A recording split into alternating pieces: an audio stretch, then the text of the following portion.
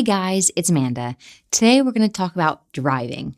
So, which country is better to drive in, and the significant differences between driving in the US and UK, more specifically, the driving tests. I've had the pleasure of experiencing them in both countries, so that's what I'm going to talk about today. Number 1. What is one of the biggest differences in driving? Apart from driving on opposite sides of the road, obviously, the actual license itself. So in the US, it doesn't matter if you take your test in an automatic or a manual, as it covers you driving both. Whereas here in the UK, there is an automatic only, and then one that covers you for both. So you have to choose which one you want to learn and then apply for it. At first, I found it just a bit odd, but to be honest, it does make perfect sense. Why should you have a license to drive a manual if you don't know how?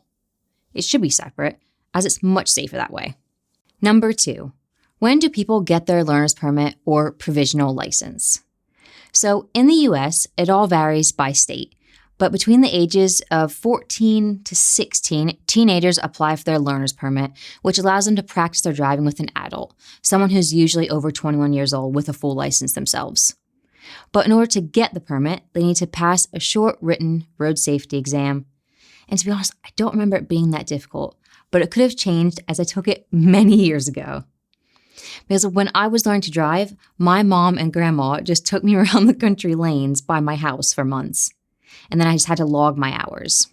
However, I do know that some states now require you to take driving lessons, which you can take through your local high school.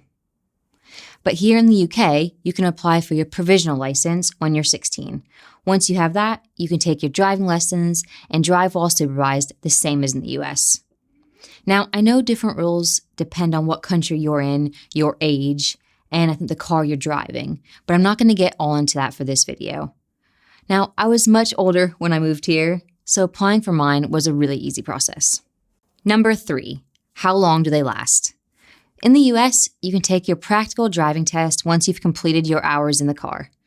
Again, depending on the state, you can get your full driving license between the ages of 16 and 18. Now, when I took my test many years ago, from what I remember, it only lasted about, 10 to 15 minutes, I think. And I know I just drove around a bit and then I had to parallel park, and that was that. Parallel parking was the hardest bit. Honestly, I was absolutely awful. But since living here in England, I've become a pro. Nice. I've become a pro because you have to parallel park pretty much everywhere. Here in the UK, you have to complete your driving lessons and then pass a written exam. And I can say from experience that it was much more challenging than the US equivalent. I was so glad that I read the handbook from front to back before I took it because I had passed first time, thankfully. But after you've completed that, provided you're 17 years old, you can take the driving test to get your full license.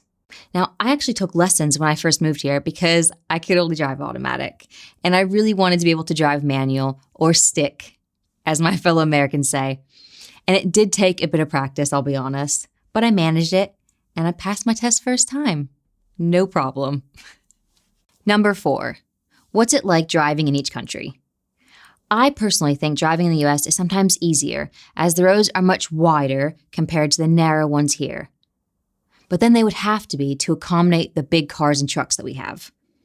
There's so much vast open space to be able to drive and not really worry about too much. You can go sometimes and not see a single car, especially where I lived growing up in the countryside in Pennsylvania.